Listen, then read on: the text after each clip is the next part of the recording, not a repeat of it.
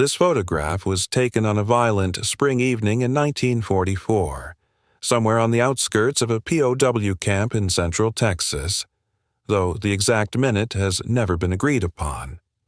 Some say it was captured by a military photographer racing between collapsing barracks. Others insist it was a guard who snapped the shot moments before the tornado hit full force.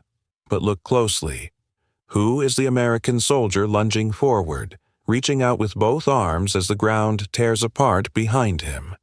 Who is the German POW woman on her knees, hair whipped sideways by the storm, staring at him with a mixture of fear and something else?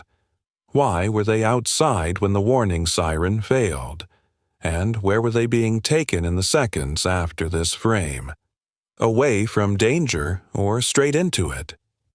Most of all, there's the question no one has ever fully answered.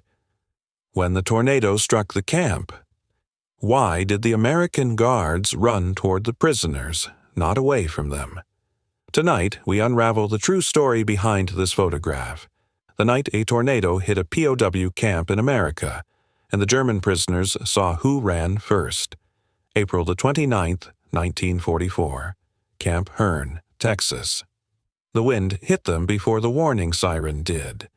At first, it was only a tremor in the air, a strange pressure that made the window frames hum and the dust along the barracks floor begin to dance.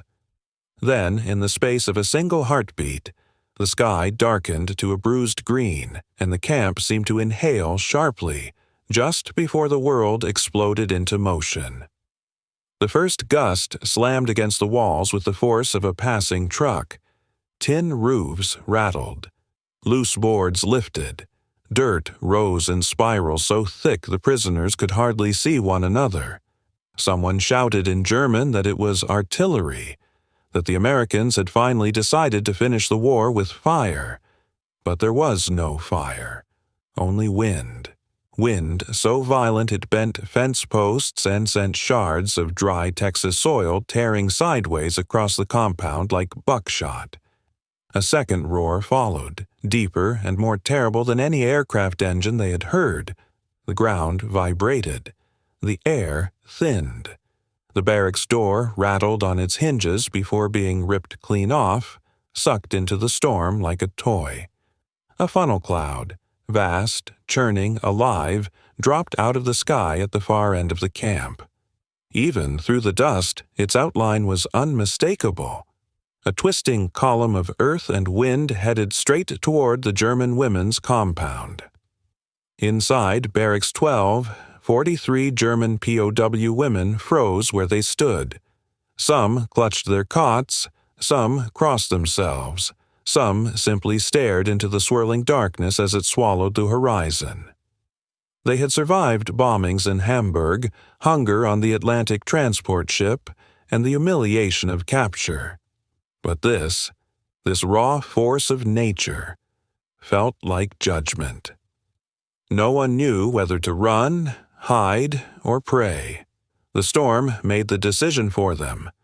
A deafening crack split the roof beam above their heads, showering splinters across the floor.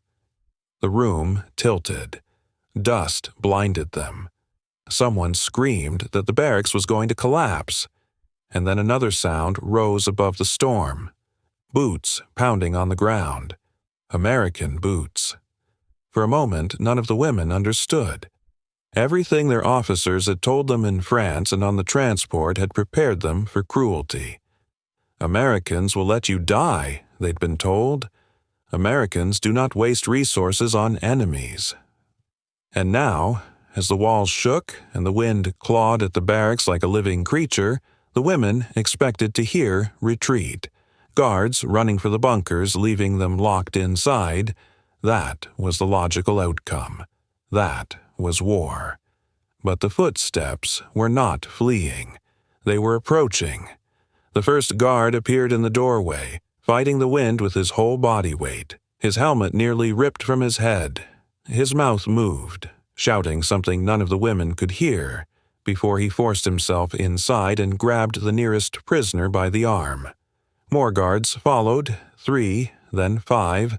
then others from the perimeter towers who had abandoned their posts the moment they saw the funnel cloud turning toward the camp. These men were running straight into the path of the tornado, running into danger, not away from it, and running toward the prisoners. For one woman, Ingrid, a former radio operator, the moment felt unreal. The wind tore at her hair, filling her mouth with grit. She pressed herself against her bunk, trembling, waiting for the guards to order them to stay put. That was what the Wehrmacht would have done: lock down prisoners, protect their own, let fate take the rest. But the Americans were doing the opposite. One guard crouched beside her, his breath ragged, dust streaking his face. He reached for her hand, shouted that they had to move now, and pulled her toward the door. Ingrid fought his grip at first, convinced it was a mistake, a trap, some strange American tactic she did not understand. Why would he risk his life for hers? Why would any soldier charge into a collapsing building for an enemy? But then she saw the roof beam groan above them, felt the floor shudder beneath her boots, and realized he wasn't acting out of duty. He was acting out of instinct, a human, immediate instinct to save whoever he could. Outside, chaos reigned. Dust devils spun across the yard, a mess hall wall tore free and flew like a sheet of paper. Debris whipped through the air, roof shingles, fence wire, broken planks, each capable of killing a person instantly. Yet the guards formed a chain, arms linked against the wind, guiding prisoners between them. One by one, the German women were hauled from the barracks and pushed toward the drainage ditch that served as the camp's emergency shelter. Some stumbled, others fell to their knees. The guards lifted them, dragged them, shielded them with their own bodies. For a moment, Ingrid looked back. The barracks she had just left behind buckled inward as if punched by an invisible fist. Within seconds, part of the roof peeled upward and vanished into the sky.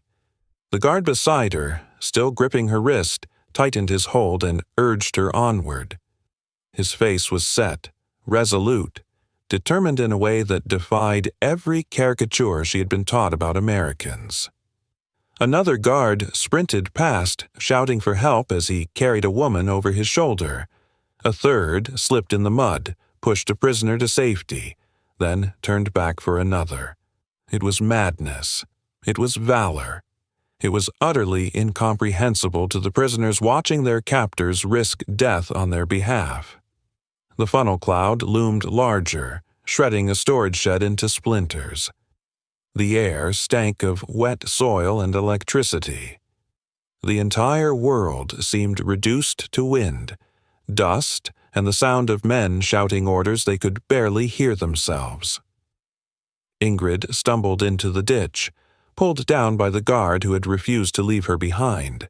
He pressed her head low, shielding her from debris, his own uniform ripping in the gale. Only then did she understand. He wasn't saving her because he had been told to. He was saving her because it was the right thing to do. Later, historians would identify the photograph taken in those frantic seconds. A single frame restored from a damaged negative. In it, an American guard kneels in the dirt, reaching toward a German woman as the tornado tears across the camp behind them. The image is blurred, scratched, ghosted by age. But the emotion is unmistakable. A soldier risking his life not for glory, not for victory, but for a stranger wearing the uniform of the enemy.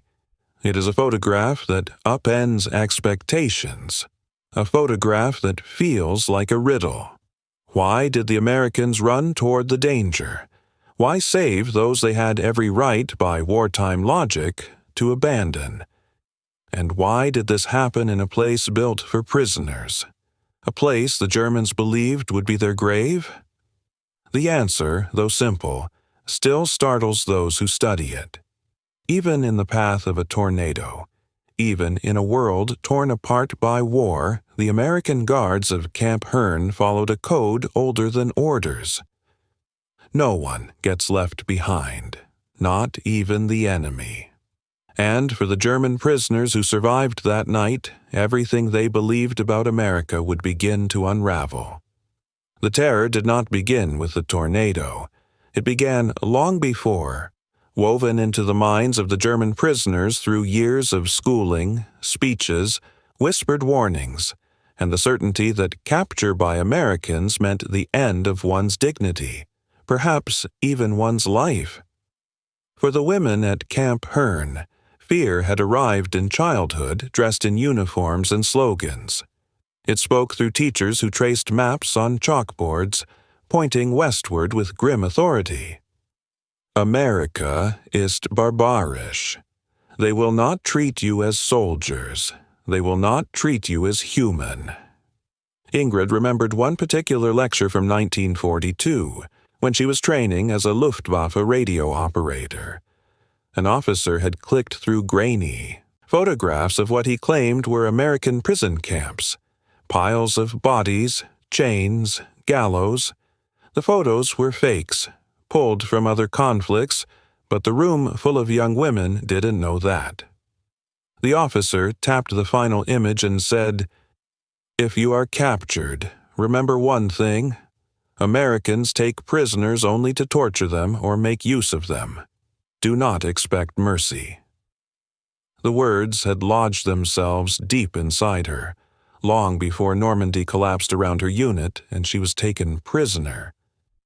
For years afterward, that seed of fear had grown unchecked. Every rumor reinforced it.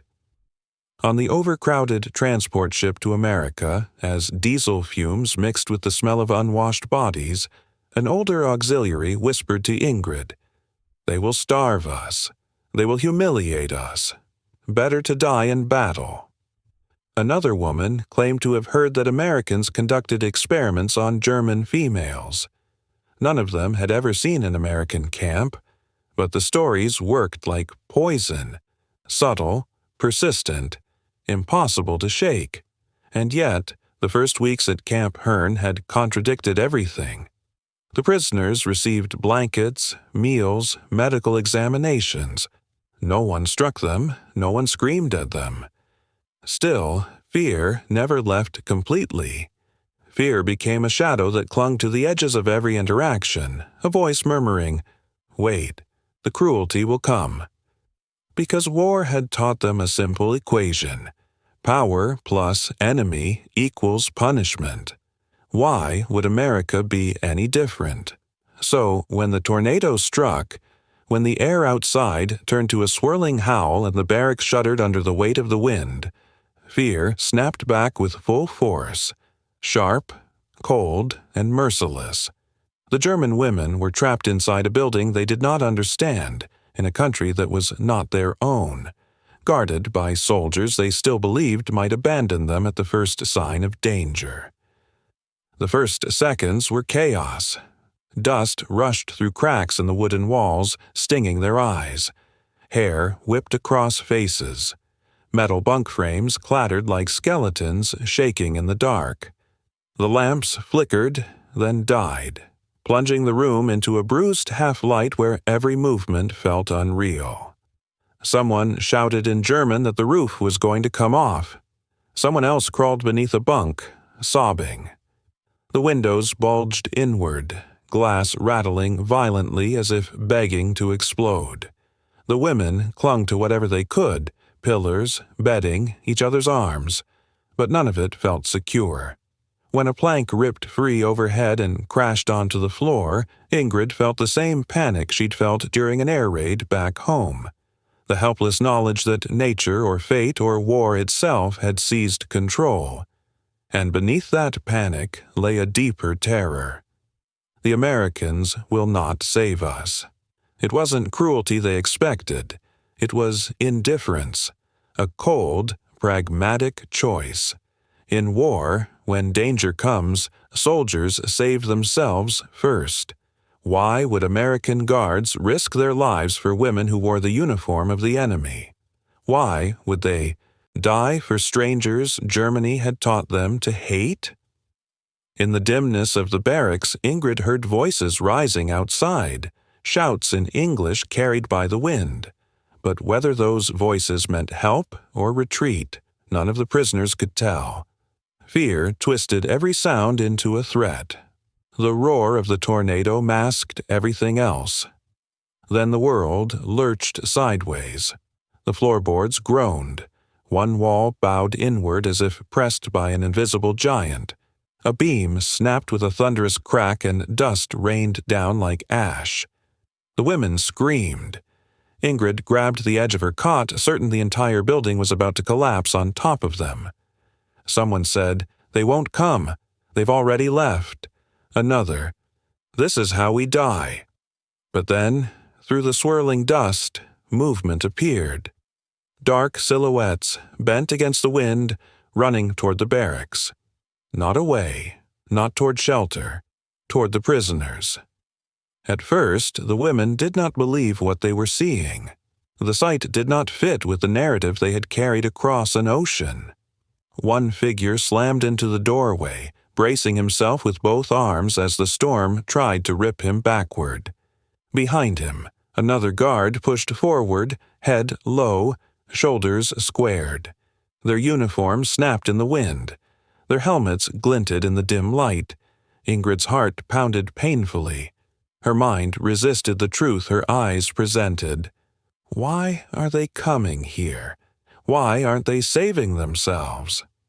A guard stepped inside, shouting instructions the prisoners could barely hear. His voice was hoarse, frantic, not with anger but urgency. The wind swallowed half his words, but the tone was unmistakable. He was not abandoning them. He was commanding them to move. Still, fear clung stubbornly to the women.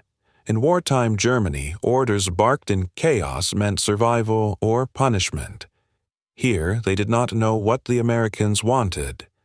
And fear, irrational but powerful, told them not to trust. The guard nearest to Ingrid knelt, grabbing her arm gently but firmly. Dust streaked his face. His eyes were wide, not with hatred, but with determination. He tugged her upward, urging her toward the exit. Ingrid resisted for a heartbeat, paralyzed by the clash between old terror and present reality.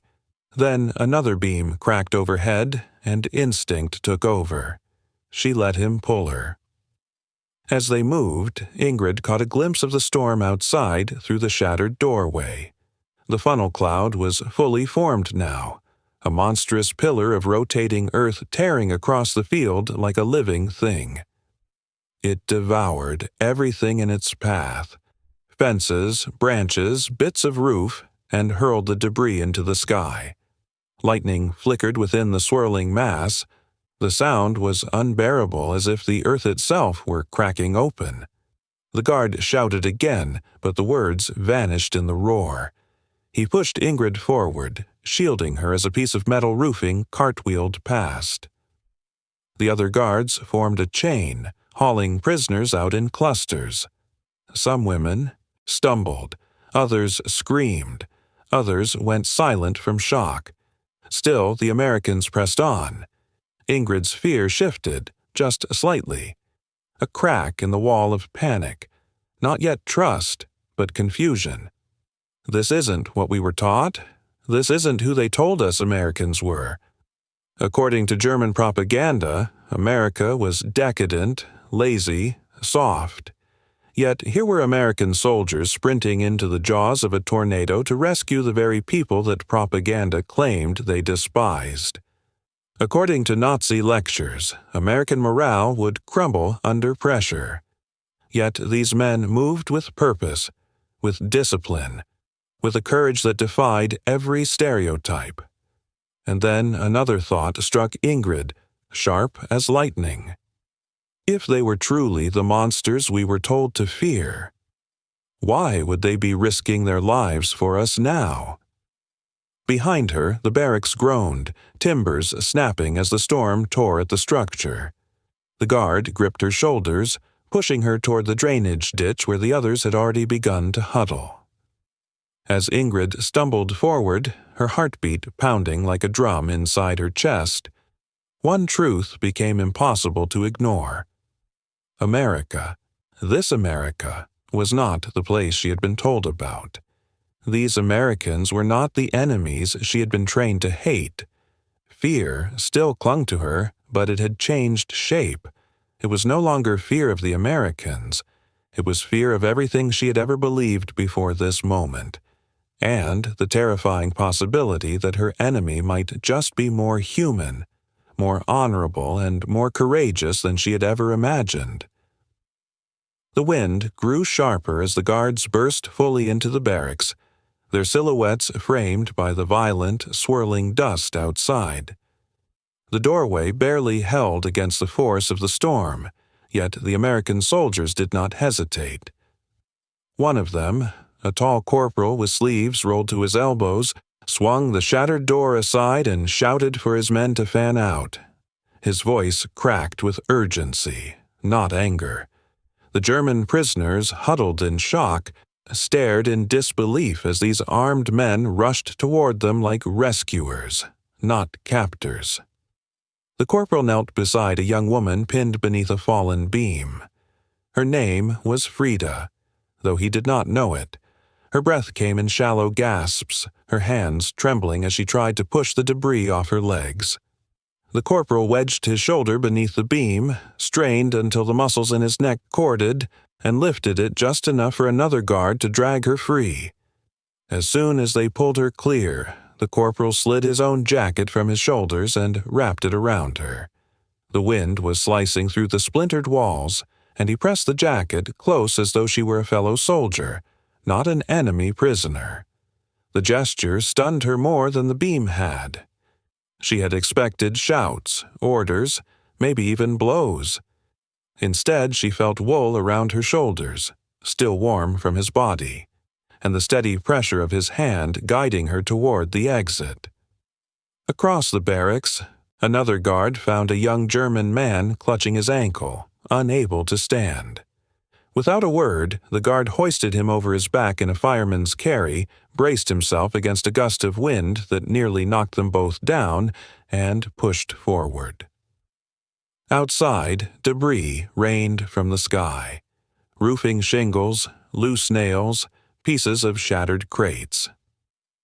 The guard shielded the prisoner's head with his own arm, taking the brunt of the flying grit. Two other Americans worked in tandem, pulling terrified prisoners out from under cots, lifting the smaller women into their arms when the wind became too strong for them to walk. One guard picked up a woman who was barely conscious, her face streaked with dust, her blonde hair tangled by the gale. He held her close against his chest as if she weighed nothing at all. As he ran, she felt his heartbeat hammering with exertion and fear. Not fear for himself, but fear of not reaching shelter in time. The barracks roof tore loose behind them with a sound like the sky splitting open. The Americans did not look back. Their world had narrowed to a single instinct: get every prisoner out alive. Outside, the storm was even more savage. Dust hit the eyes like needles. The ground seemed to sway beneath their feet as the tornado's pressure warped the air. One of the guards, a young man with dark hair and a calm, steady expression, placed his hand firmly on Ingrid's back, urging her toward the drainage ditch. When a stray plank flew past them, he pivoted, shielding her body with his own. The plank shattered against his shoulder, sending him stumbling. But he regained his footing and pushed her onward. Ingrid had never been protected like this, not even by fellow soldiers during her service. Her officers had barked orders from a distance, keeping themselves safe while the enlisted bore the danger. Yet here was an American, an enemy, risking injury to shield her without hesitation. Her mind could not reconcile the contradiction. Her breath hitched, not from dust or fear, but from a dawning understanding that everything she had believed about these men was untrue. Another guard shouted for help as he dragged two prisoners at once, one under each arm, leaning into the wind at an angle so steep it looked as though he were climbing a hill. The storm pulled at him, tugging his cap free, but he held on. Once he reached the ditch, he shoved the prisoners down to safety, then immediately turned back for more. His face was streaked with mud, his eyes red from sand, yet he moved with relentless determination. Inside the ditch, those already sheltered watched with disbelief. The Americans kept returning to the collapsing barracks again and again, even as the tornado chewed closer. It made no sense. They had done their duty. They could have stayed in the ditch, saved themselves. No one would have blamed them for prioritizing American lives over German ones. But they refused to stop. The corporal with the rolled sleeves appeared, again carrying Frida in his arms. He lowered her gently to the ground, adjusted his jacket around her shoulders, and squeezed her hand before charging back into the storm. Frida stared after him, stunned by a warmth she could not explain. His jacket smelled of sweat and coffee and smoke, ordinary, human scents that contradicted every monstrous image she'd been taught about American men. At last, when the final prisoners were accounted for, and the ditch was full of trembling bodies pressed together for warmth, the guards threw themselves over the top, forming a human shield.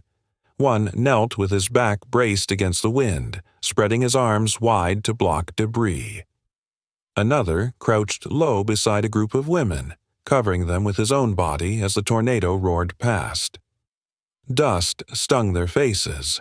Thunder cracked in the distance. The ground vibrated so violently it felt like a living creature passing overhead. In those moments, fear and kindness collided. The German prisoners watched as the Americans risked everything, limbs, breath, even their lives, to protect them. Not because they were valuable assets or bargaining chips, not because they were allies, but because they were human beings. Later, when the storm finally weakened and the world grew still again, the guards moved among the prisoners, checking for injuries, offering water, tearing strips of fabric from their sleeves to bandage cuts. One guard knelt beside Ingrid, brushing dust from her forehead. "You okay, ma'am?" he asked. She didn't understand the words, but she recognized the tone. Kindness transcended language. Another guard, older, with gray at the temples, stood back and watched the scene unfold. When asked years later why he had run into the storm, he shrugged. "They were in trouble," he said simply. "Doesn't matter where they're from. Trouble's trouble." When the interviewer pressed him, he added, "My daddy always said, if you see someone about to die and you can help, you help. That's American enough for me." For the guards of Camp Hearn, the logic was simple. America adhered to the Geneva Convention not because it was politically convenient, but because it was morally right. Every prisoner was entitled to humane treatment. 3 meals a day, 200 calories, medical care, clothing, and protection. The War Department had drilled it into them from the moment they put on their uniforms. America does not mistreat prisoners. America stands for something greater than revenge. Even in a storm, especially in a storm. Those policies were not theoretical for the men of Camp Hearn. They were a badge of honor, a reminder that they represented a nation powerful enough to win wars and principled enough to treat its enemies with humanity. Many guards had brothers fighting in Europe or the Pacific. Some had lost friends to German bullets. Yet none of that mattered when the barracks began to collapse. The code of decency overrode anger. Duty became compassion. And for the German prisoners, this revelation was shattering. As they huddled in the ditch, wrapped in American jackets and blankets, they looked at their rescuers with a mixture of awe and confusion. These men were supposed to be brutes, careless and cruel. Yet here they were, mud-splattered, exhausted, bleeding from small cuts, treating German prisoners with the same care they might have shown their own wounded. Frida, still wrapped in the corporal's jacket, whispered to Ingrid, "Why would they do this?" Ingrid had no answer. None of the German women did. Their entire worldview had been built on the belief that Germans were superior, that Americans were soft, decadent, morally corrupt. Yet in the fury of the tornado, it was the Americans who had shown courage, discipline, and sacrifice. It was the Americans who had lived up to the code of no one gets left behind. As the storm clouds drifted away and the sun broke through in thin, pale rays, the prisoners watched the guards move with tireless efficiency, organizing water, assessing damage, comforting the injured. In those quiet moments, something shifted inside the Germans, something subtle yet irreversible. They had seen kindness. They had felt it, and they would never again be able to believe the lies that had once shaped their lives. For the first time since their capture, a new question began to take root in their minds, as fragile and trembling as a seed in the wreckage of the storm. If America treats even its enemies with this much humanity, then what kind of country have we been fighting against? When the storm finally moved east and the world steadied again, the silence felt unnatural. It pressed down on the survivors like an invisible weight, heavier in many ways than the storm itself. The guards had begun moving the German prisoner toward the infirmary and the mess hall, any place still standing, any place where they could be warmed and counted and comforted. But for many of the prisoners, especially the women who had endured the worst of the collapse, the physical danger was no longer their greatest fear. What terrified them now was the collapse inside, the crumbling of everything they had believed was true. Ingrid felt it first. She sat on a cot in the infirmary, her hair still sticky with dust, her arms wrapped tightly around herself. A medic knelt in front of her, inspecting a long cut that had opened along her shin when she fell during the evacuation. His hands were gentle, deliberate, almost apologetic as he cleaned away the debris. When he dabbed antiseptic onto the wound, she flinched, but not from pain, from confusion, from something she could not name. He paused, lifting his eyes to meet hers. "Sorry, ma'am," he murmured. She understood the word sorry, but not why he was saying it. Why would her enemy apologize for hurting her while treating her wound? Why would a man whose country she had been trained to despise kneel on the floor, dust-covered and exhausted, to make sure she did not scar? The realization struck with the force of the tornado itself. He is caring for me. The enemy is caring for me. Her chest tightened, her breath caught in a sharp, painful gasp. Tears blurred the medic's face until he became only a warm shape in a room full of cold. She tried to speak, to ask why, to demand an explanation, but no words came. Only a broken sound, a quiet animal whimper that had not escaped her since childhood. The medic reached for a blanket and draped it over her shoulders, mistaking her emotional collapse for shock from the storm. "You're safe now," he said softly. The words were meant as comfort, but Ingrid recoiled internally. Safe. The word rang inside her head like a bell. How could she be safe in the hands of the enemy? How could she be safe in a nation she had been told would destroy her? Her world view had been held together by fear for so long that it cracked under kindness. When he finished bandaging her leg, he asked if she could stand. She shook her head, not because she couldn't, but because the trembling in her body felt too heavy to trust. The medic didn't push her. He simply brought her a canteen of warm water, not cold, not rationed, but warm, and told her to sip slowly. Warm water for an enemy. A blanket for an enemy. Gentle hands for an enemy. Ingrid's tears fell in quiet, steady drops, darkening the cotton of the blanket. She did not wipe them away. On the other side of the room, a young German soldier, barely more than a boy, was shaking uncontrollably. His name was Lucas, and he had been crushed under a falling bunk frame during the initial collapse. The guards had dragged him out by his arms, his body limp, his breathing shallow. Now he sat hunched over on a bench while another American medic wrapped his sprained wrist and handed him a steaming mug. The moment Lucas felt the heat through the metal cup, he broke. It wasn't the storm. It wasn't the pain. It wasn't even the shock of survival. It was the simple, devastating realization that the warmth he felt on his skin was being offered by the men he had been ordered to hate. Men he had pictured as savages. Men he had imagined would spit on him, not help him. He held the cup with trembling fingers, whispering to himself in German, "Warum? Warum würden sie das tun? Why? Why would they do this?" The medic, assuming the boy's whispers were prayers or cries, placed a steady hand on his shoulder.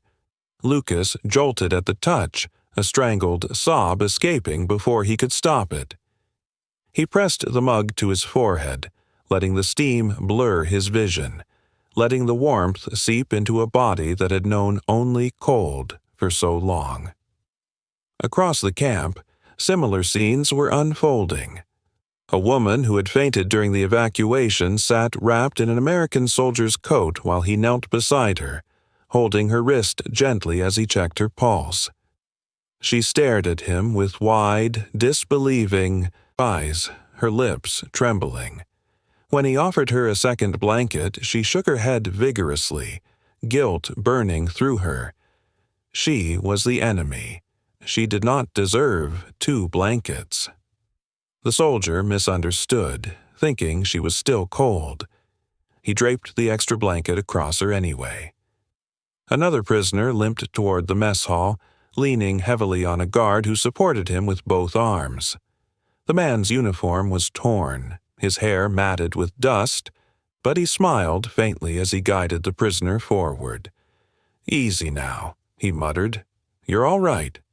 The German man stared at him in stunned silence. When they reached the door, he hesitated, overwhelmed with shame. The guard simply gave him a reassuring nod. None of these gestures were dramatic. None were done for glory.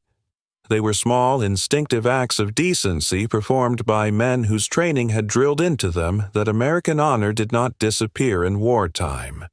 The Geneva Convention was not just a document to them. It was a promise. A promise that even an enemy would be treated with dignity. But for the prisoners, this dignity was shattering. It forced them to examine their own army's values, their own upbringing, their own role in a war fueled by hatred and hierarchy. And the contrast was too much for some to bear. Frida, still wrapped in the corporal's jacket, sat on the floor near the infirmary wall, staring into space. It wasn't the storm she was seeing. It was the memory of an officer in Berlin telling her, "Mercy is weakness. Do not expect it from your enemy. Do not offer it to them." She had believed him. She had believed all of them. Now she watched as the corporal who saved her used his bare hands to gather supplies from a damaged cabinet. His knuckles were bleeding from where flying debris had struck him. His uniform was soaked and torn. Yet he moved tirelessly, placing water, gauze, and blankets into the hands of prisoners. Without thinking, she whispered aloud, "Why would an enemy save me? Why risk his life for someone like me?" No one answered, because no one needed to. The evidence was all around her. Other prisoners experienced their own breaking points. One man sat staring at an American who was repairing the torn flap of the mess tent so the wind wouldn't chill the injured. Tears welled in his eyes. "They're not supposed to care," he muttered. Another prisoner stood motionless as a guard wrapped a scarf around his neck. When the guard stepped back, the prisoner bowed his head, overwhelmed by gratitude he did not know how to express. The breakdown was contagious, spreading from one prisoner to another until the entire camp felt suspended in a quiet, fragile moment, an emotional stillness after the physical violence of the storm. And the Americans. They did not speak of heroism. They did not boast or expect thanks. When one guard was asked later why he had risked his life to pull prisoners from collapsing buildings, he shrugged. They were scared, he said. Didn't matter whose side they were on. Fear's fear. A human being's a human being. That simple sentence carried a weight the prisoners would remember for the rest of their lives. As night settled, and the camp became a patchwork of lanterns, blankets, and whispering voices, the prisoners lay awake, some replaying the storm in their minds, others replaying the kindness that followed. Ingrid closed her eyes and felt the medic's hands again. Steady, patient. She heard his voice. "You're safe now." She tried to reject the words. She tried to cling to the fear that had once defined her. But she couldn't. The storm had torn apart roofs and walls. The Americans had torn apart something far deeper. And for the first time in the war, Ingrid felt the terrifying, liberating truth settle inside her. The enemy does not hate me. The enemy sees me. The enemy saved me because it was right. Her world, built on lies and fear, finally collapsed. And in the ruins, something new began to grow. In the days following the tornado, life inside Camp Hearn settled into a strange, gentle rhythm. Quieter, slower, almost reverent. The storm had ripped open roofs and toppled fences, but it had also torn open something deeper, the emotional distance between captor and captive. What filled that space now was not fear, not suspicion, but a cautious, growing curiosity. The German prisoners began to watch the Americans more closely, not with dread, but with a dawning awareness that these men were not the caricatures painted by propaganda. They were disciplined, they were organized, and above all, they were decent. On the second morning after the storm, the prisoners lined up for breakfast outside a makeshift mess tent. The original mess hall had taken a heavy hit, and the Americans had erected a temporary shelter using tarps and lumber salvaged from the wreckage. What struck Ingrid first was not the food, though even now, the eggs and cornbread smelled impossibly rich compared to the watery soup she remembered from Germany, but the way the Americans served it. A young guard named Thompson scraped the last of the scrambled eggs from a pan. There wasn't much left. 2 German women remained in line, including Frida, still limping slightly from her injury. Thompson looked at the pan, then looked at the women.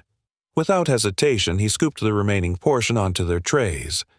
His own plate, sitting beside him, still empty, he pushed aside without complaint. Another guard walked by, noticed, and nudged him. "You eat yet?"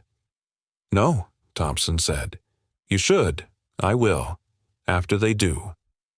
It was a small gesture, fleeting, unremarked upon, but for the prisoners watching it hit with the weight of revelation. This was not how war was supposed to work. In the Reich, food was hierarchy. Rank determined portion, scarcity determined cruelty. Yet here in America, even in the middle of a disaster, a guard would willingly give up his breakfast so that women wearing the enemy's uniform would not go hungry. Later that day, the prisoners witnessed something that shook them even more deeply. A German man collapsed near the water pump, dizzy from heat and exhaustion.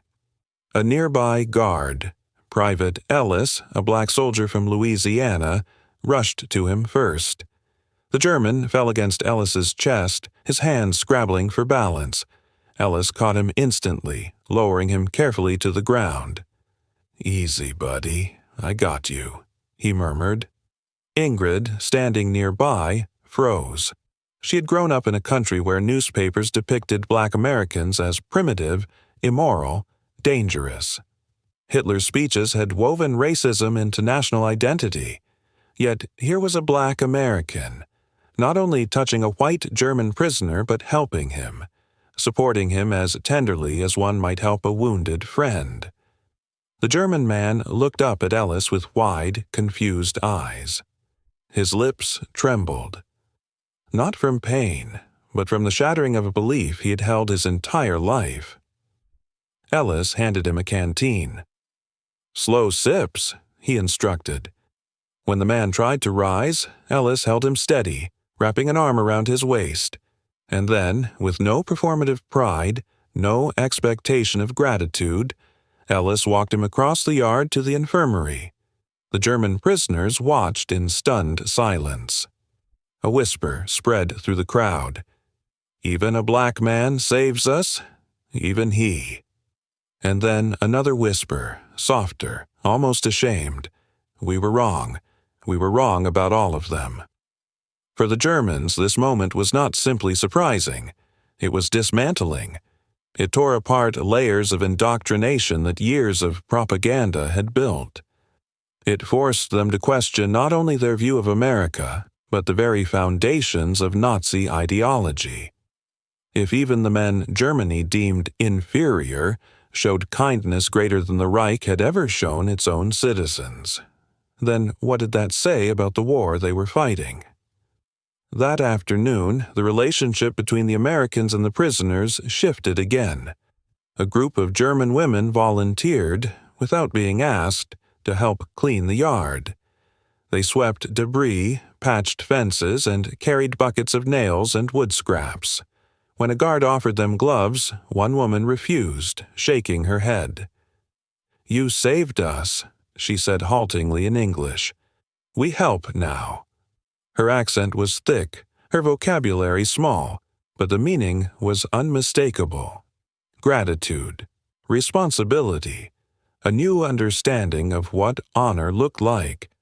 By evening, the camp felt less like a prison and more like a strange, temporary village where both sides worked side by side. Guards hammered roof panels into place while prisoners steadied the ladders. Medics taught the German women how to secure bandages. A few older guards even joked with their assigned work crews, and though the Germans did not always understand the humor, they recognized the warmth behind it. The transformation was quiet but profound. Respect was forming. Not because or of orders. Not because of fear, but because of actions witnessed in the rawest moment of crisis. Ingrid found herself watching the Americans with a new kind of attention, not wary, not resentful, but searching. She watched how the guards shared rations equally, how they laughed with one another even when exhausted, how they spoke to each other with a camaraderie she had never seen among German officers and enlisted men. She watched how they treated the weak, not with contempt, but with instinctive protection. It dawned on her one evening as she stood at the fence watching the sun sink over the Texas horizon.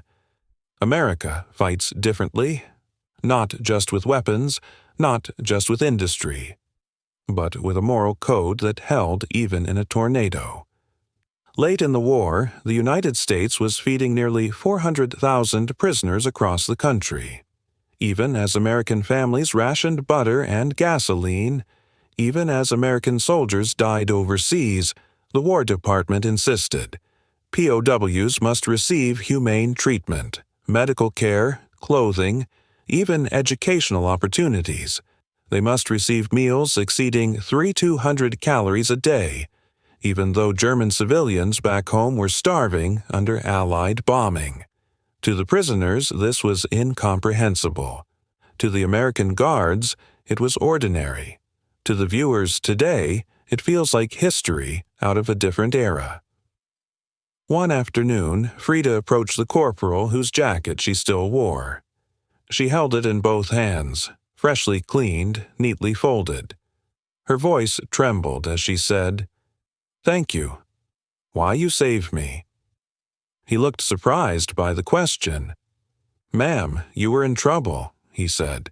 Didn't matter who you were. She shook her head. But I am German. The corporal shrugged. Storm didn't care, neither did I. Simple words, ordinary words, but they struck with devastating clarity. The prisoners began whispering among themselves late at night, voices low but earnest. Maybe America is not what we thought. Maybe we were lied to. Maybe this country is strong because it is decent. They spoke of Ellis, the black soldier who had saved Lucas. They spoke of Thompson skipping his breakfast so others could eat. They spoke of the medics who worked past exhaustion to tend to wounds. And slowly, painfully, beautifully, the Germans began to confront a truth they had never considered.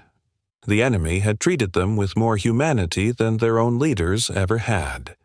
For American viewers today, these scenes echo like a reminder of a time when the nation's moral compass pointed unwaveringly toward decency, when unity mattered more than politics, when strength was measured not only by industrial might, but by ethical clarity. America in 1944 was producing tens of thousands of aircraft, millions of tons of food, unimaginable quantities of fuel and steel. Yet even amid that vast machinery of war, it had not forgotten compassion. As Ingrid watched the guards rebuild the camp, she felt something shift within her. Not outright admiration, not yet, but a sense of awakening, a deep, unsettling realization that she must rethink almost everything about the world. "Why do they treat us this way?" someone asked her quietly that night. Ingrid answered only after a long pause. "Because," she whispered, "they can afford to be good." But even she knew the truth went deeper than that. They were good because they chose to be. By the third day after the tornado, the camp no longer felt like a place divided by barbed wire. Something had shifted, quietly, profoundly, between the Americans and the German prisoners. The storm had torn away more than roofs. It had torn down walls of suspicion, pride, and propaganda. What remained in the wreckage was a fragile but unmistakable sense of shared humanity. It began with the cleanup. The Americans expected resistance. Prisoners usually needed to be organized, supervised, instructed. But when the guards arrived that morning with wheelbarrows, hammers, and shovels, they found the Germans already standing in small groups near the ruined barracks, waiting, not for orders, but for purpose. One guard, surprised, asked, "You all here for roll call?" A German prisoner shook his head. "No, we help, we clean." The guard blinked, unsure if he had heard correctly. Then, without prompting, the prisoners moved toward the debris. Some began sorting planks into piles, usable and broken. Others gathered bent nails and bits of metal roofing. A woman with a bandaged leg hauled torn blankets out of the mud. Men pushed wheelbarrows side by side with American soldiers, sometimes nodding at each other, sometimes exchanging brief but earnest smiles. There were still language barriers, still the weight of war between them, but the work dissolved more of that distance than words ever could. Ingrid found herself carrying crates with a guard she had once feared so deeply she could not look him in the eye. Now she met his gaze, steady and unafraid. "Thank you," she said softly in English, one of the first English phrases she had learned. The guard paused, a smile flickering in the dust on his face. "You're welcome, ma'am." That single exchange, simple, ordinary, felt like a quiet ceremony of forgiveness. Nearby, Lucas swept shards of glass from the ground while humming a melody from home. A passing American soldier recognized the tune, not because he understood German, but because music doesn't require translation. He whistled along. Lucas stopped, startled. The two men shared an awkward laugh, then continued working together, the melody threading through the broken camp like a reminder of something gentler than war. It was during this cleanup that the first letters home were written after the storm. Camp regulations allowed prisoners to write once a week. The mailbag had survived the tornado, though damp and torn. That night, under lantern light, the prisoners gathered to write. What they wrote was not what they would have written a week earlier. Lucas wrote first. The Americans saved us. I don't understand this kind of mercy. They risked their lives for us. They treated our wounds. They gave us hot water and blankets. Mother, I know this sounds impossible, but they were kind. Another prisoner, an older man named Weber, wrote, "We were told they hated us. It isn't true. Their guards shared their food with us. They helped us rebuild the camp. I don't know what to think anymore." Frida, still overwhelmed by the corporal's jacket she had returned earlier that day, wrote to her sister, "Do not believe what they say about Americans. I feared them more than death. But they saved me, carried me out when the roof fell. I was treated as if I were one of their own. It has changed me." These letters would eventually be read by mothers and wives and brothers across a collapsing Germany, many of whom were starving, freezing, or searching for missing relatives. It would be the first time some German civilians learned that the enemy did not mirror the cruelty of their own regime. It was an early seed of reconciliation, planted unwittingly by the very prisoners who had once sworn to fight the Americans to the last breath. The transformation deepened as the days unfolded. One afternoon, after cleanup duties ended, Ingrid approached a group of American guards near the tool shack. She hesitated, heart pounding. Speaking English still felt risky, as if adopting the language of the enemy were a betrayal, but she forced herself to try. Can you teach me more English?" she asked quietly. The guards exchanged glances, surprised but not mocking. One of them, Corporal Hayes, gestured warmly. "Sure thing," he said. "We can teach you some basics. Start with words you'll use around camp." And so, under the Texas sun, a prisoner and a guard sat on overturned buckets practicing phrases like, "Thank you," "Please," "Water," "Help," and "Good morning." Ingrid stumbled over the sounds. American vowels felt heavy and wide in her mouth, but Hayes repeated each word with infinite patience. It was the first lesson of many. Other prisoners joined. Soon, a half-circle of Germans sat with 2 American guards, repeating English phrases and laughing at their own mistakes. The lessons became a daily ritual. Bridging a cultural gap propaganda had insisted was unbridgeable. Inside the barracks at night, prisoners gathered to talk about what they had seen. Food was passed around. German rations mixed with leftover cornbread or an extra apple given by a sympathetic guard. They shared stories of the storm, retold each small kindness, each surprising moment. Sometimes someone began singing an old folk song, and others joined until the entire barracks hummed with quiet harmony. One night, an American medic knocked on the door frame. He needed volunteers to help sort medical supplies that had spilled during the storm. Before he finished his sentence, half a dozen Germans stood up. "We help," they said. "Tell us what to do." He looked at them with a gentle, almost paternal pride. "Thank you," he whispered.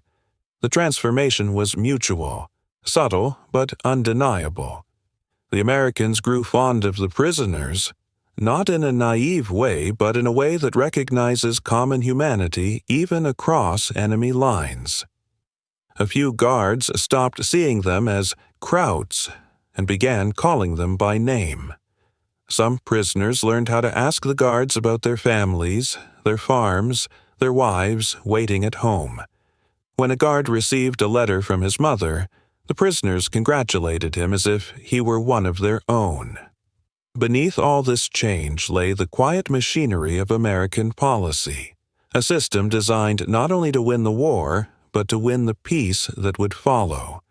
Every day, trucks delivered food from regional supply depots. The U.S. Army provided 85,000 meals daily to POWs across the country, an operation as vast as it was generous.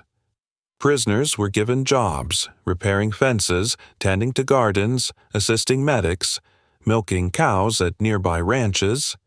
They earned small wages in camp script, enough to buy toiletries, stationery, even the occasional candy bar. They were allowed to play soccer on weekends. They were allowed to write home. They received medical care that exceeded what many German civilians received back home.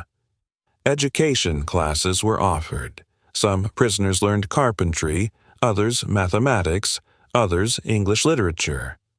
All these details formed a quiet but powerful message. America is strong enough to fight with compassion. America is wealthy enough to feed its enemy even while its own sons are dying. America chooses mercy because mercy is part of its identity.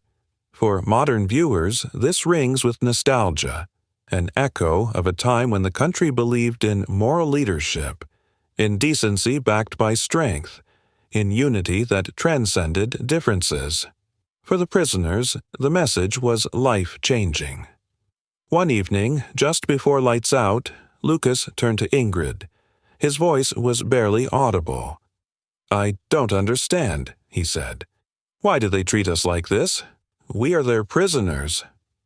Ingrid thought for a long time before answering.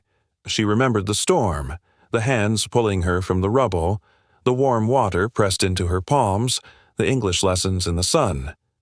Finally, she whispered, "Maybe. Because they want us to go home and tell the truth." Lucas frowned. "The truth?" "Yes," she said softly. "That mercy is stronger than fear." And in that moment, in the dim quiet of a Texas barracks, both of them realized the truth was already transforming them.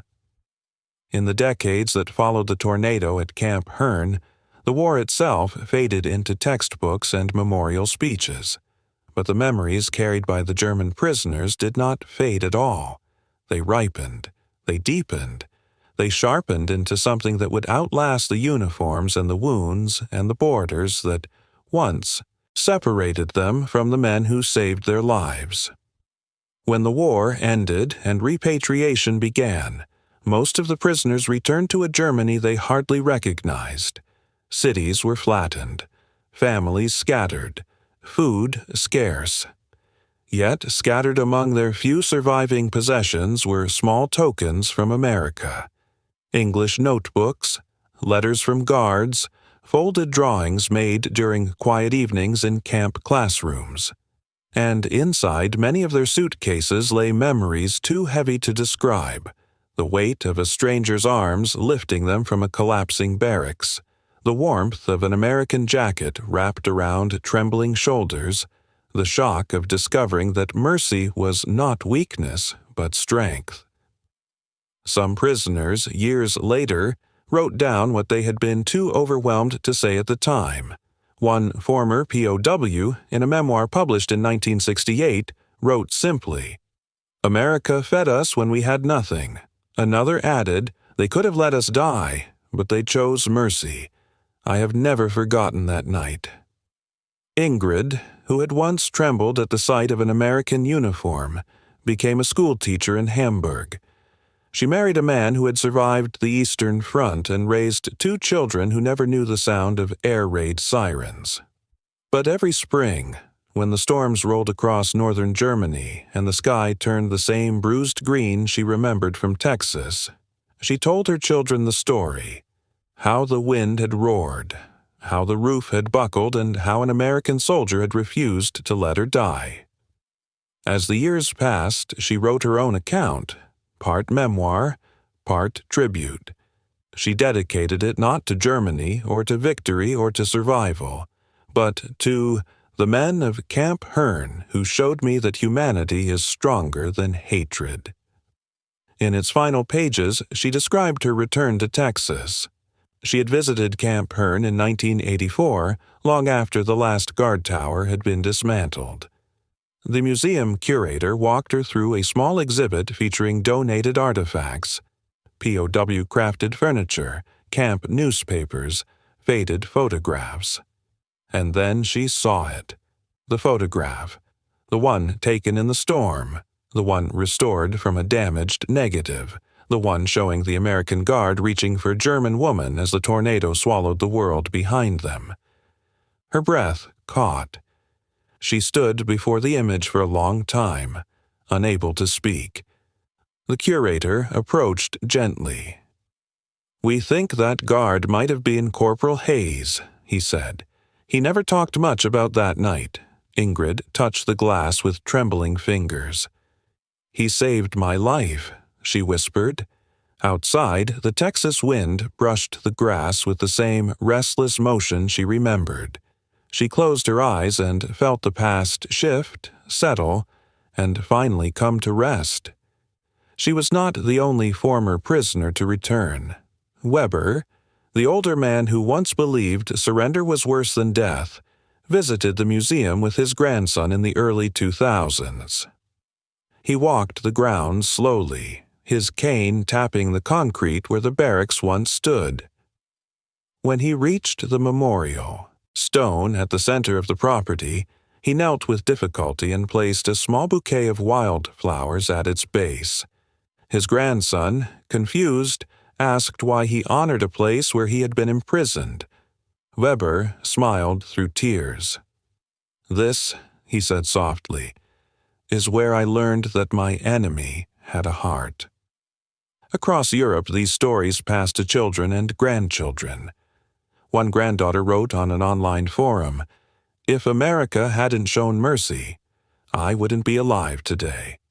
My grandfather survived because an American soldier saved him during a tornado." Another posted a scanned copy of her grandfather's letter from the camp. "I thought they would kill us. Instead, they carried us." For many Americans reading these comments, there was a swelling of quiet pride.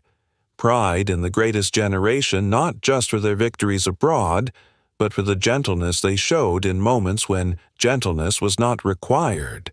It reminded them of a time when America led with moral clarity, when compassion complemented power rather than competing with it, when unity was a shared identity instead of a political slogan. And inevitably, the comparisons came. People asked themselves, what happened to that America? The America that fed its enemy, clothed its enemy, risked lives to save its enemy. The America whose soldiers carried strangers from collapsing buildings in the middle of a war. America today often feels more divided, more cynical, more suspicious of kindness.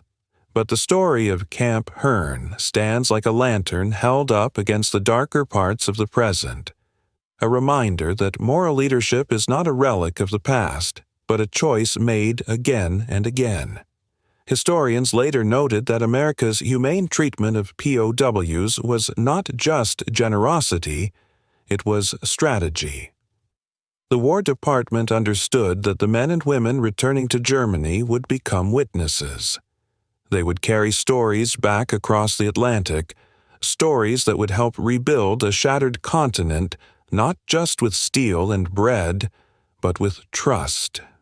America fed hundreds of thousands of prisoners. America taught them trades, languages, new skills. America sent them home not broken, but mended.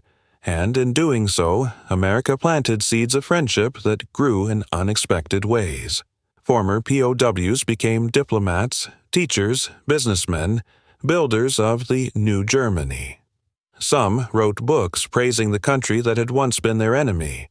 Some named their sons Dwight, or Texas, or even Hayes. And some, like Ingrid, simply carried the memory quietly through life, sharing it only when the storms rolled through and reminded them of the night everything changed. In the museum today, the photograph still hangs. Visitors pause to study it, leaning closer, their faces reflected faintly in the glass. They see the blur of the guard's outstretched arms, the motion of the wind, the shape of the woman reaching back. Many do not know the full story, but they feel something, a pull, a hush, a recognition.